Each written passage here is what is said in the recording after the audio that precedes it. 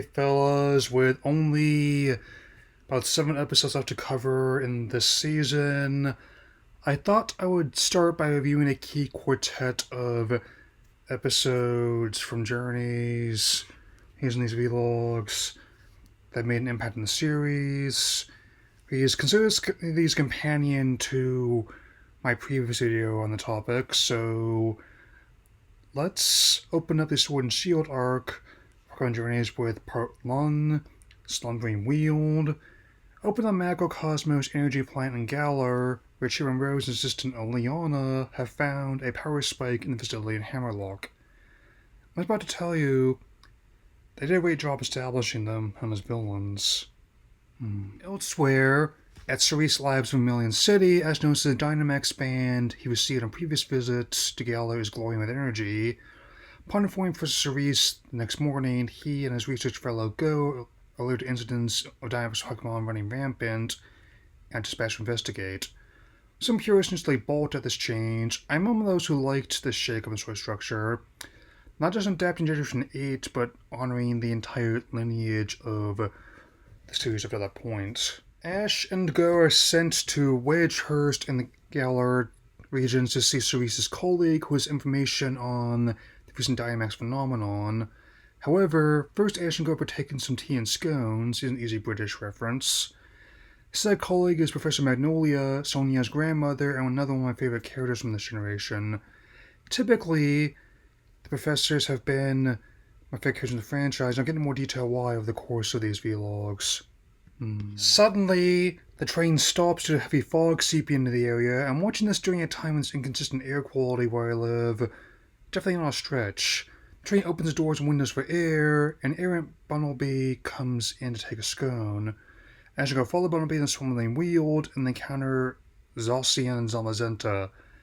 Although I like how even the non-physical attacks don't impact them on the first encounter, the results just in the air getting foggier and foggier around them. This also tells me the creators did adhere to the source material, and this anime is just as valid as doing a straightforward adaptation the Generation 8 games would be.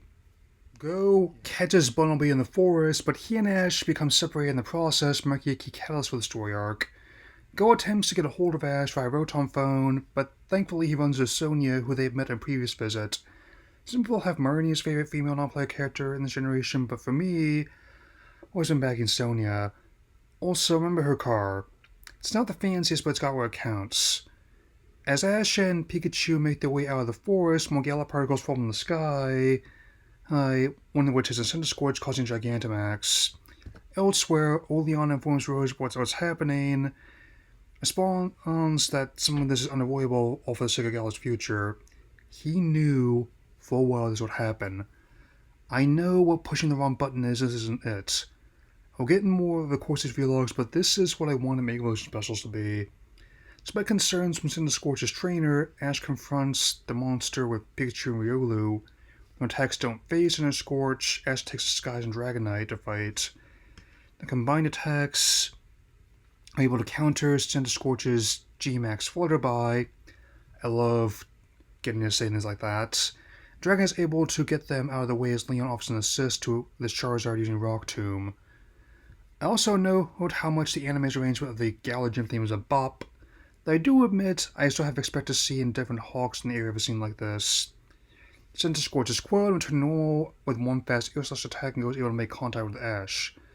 That's the assignment, now shifting towards Ash helping Leon contain the rampaging Dynamax Pokemon and go investigating what is happening with Sonia.